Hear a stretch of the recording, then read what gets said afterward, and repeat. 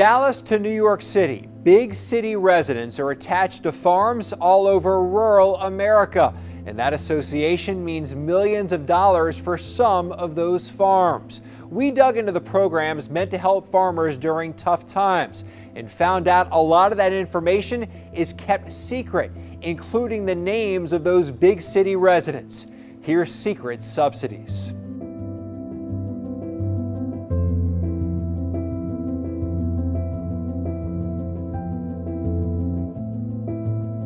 The federal government is paying out farm subsidies, taxpayer money, using the names of a senior designer based in New York, a luxury suite coordinator for the Dallas Cowboys, and a judge in Shreveport, Louisiana. I mean, is it fair?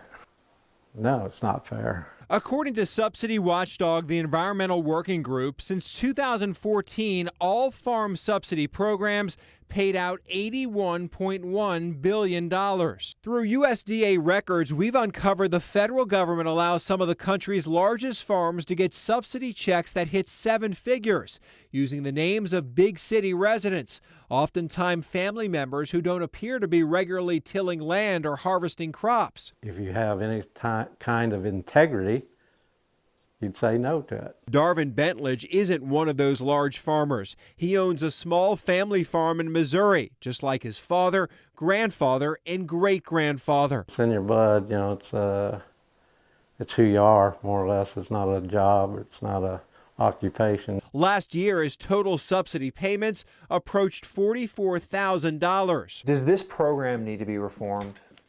Absolutely. Farming is a risky business, so the federal government offers subsidies to help farmers mitigate risks often out of their control. The intention of these farm subsidies are to go to farmers, people who actually live and work on farms. But our investigation uncovered some of these subsidies are calculated based on people who live and work hundreds of miles away from the farms that get the money. Here's how. Most subsidies have a cap, but many also allow farms to exceed the cap if they have partners in the farm who are actively engaged in the farm's operation. More people means more money for farms that are often already at an advantage because of their physical size. But Ann Scheckinger says the definition of actively engaged is vague, so it allows farms to be paid for actively engaged partners who Scheckinger says actually might provide little value to the operation. There's no definition of how much time is enough. So you can just call into a few shareholder calls every year or visit the farm once. So it benefits the farm to have as many partners as they can? Definitely. There's an unlimited number of partners that every farm can have.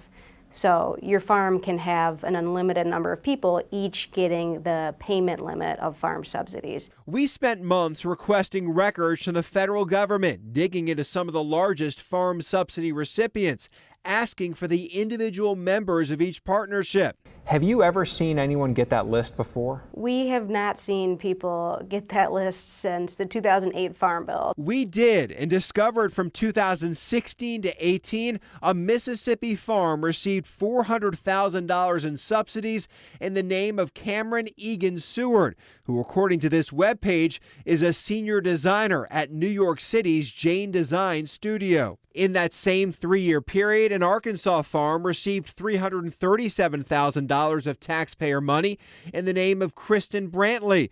According to LinkedIn and the NFL, she's a luxury suite coordinator for the Dallas Cowboys. Records show her husband is connected to the farm through family.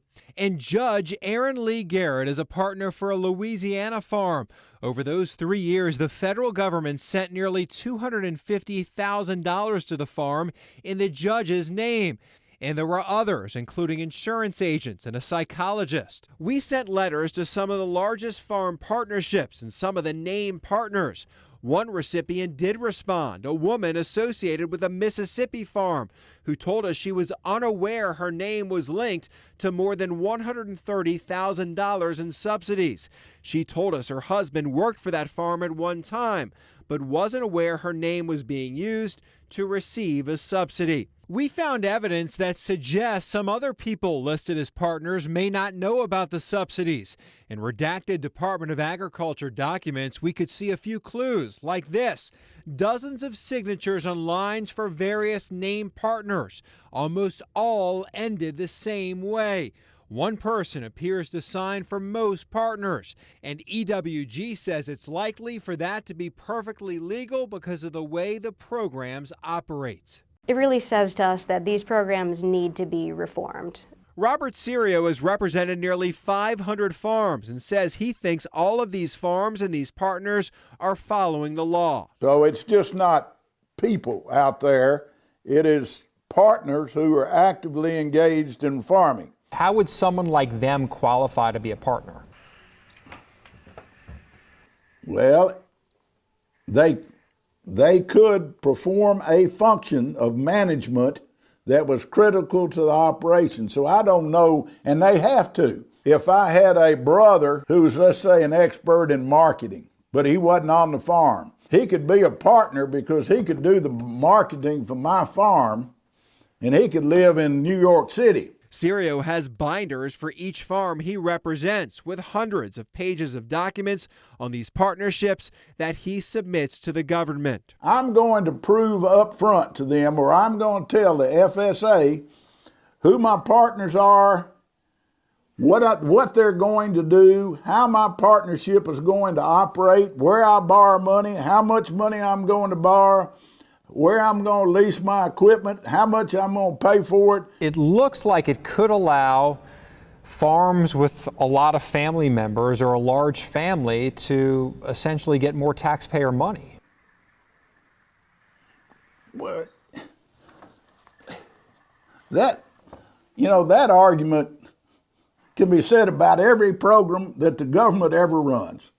Somebody can get some money that the taxpayer doesn't like to get. Subsidies going to these farms is not a flaw of the system. It's how Congress designed it.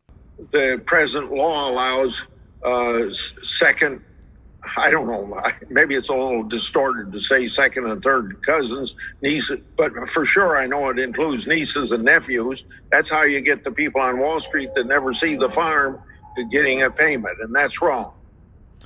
Not only that, but it wastes a lot of taxpayers' money. Iowa Senator Chuck Grassley has tried to change the law, adding caps and limiting farms to just one manager. But he says every time after he passes those changes in the Senate, they're gutted in the U.S. House. But everybody getting this help ought to have dirt under their fingernails. The federal government gave us the partner names for 10 family farms, but it's likely we'll never be able to report the findings you saw in this story again. The reason why, as we continue to request more information on more farms and their partners, the flow of information came to an end. The government stopped handing over the data, unwilling to tell us the names of big city recipients receiving big taxpayer payouts. But to Darvin Bentledge, taxpayer money being used for people tangentially related to a farm just seems wrong. It's embarrassing, you know. We should know who's a part of these partnerships. Absolutely. We should know everything about the food we eat and how it's raised. There should be no blocking of anything. It should be totally transparent. Because if there's nothing to hide, they should give it out, right? Right. That's where you build your confidence and trust, is by being transparent and letting people know who's getting what. There's even more secrecy when it comes to these subsidies. For example, the USDA wouldn't even hand over how many employees each farm had or the size of each farm. Both of those things are shielded by federal law.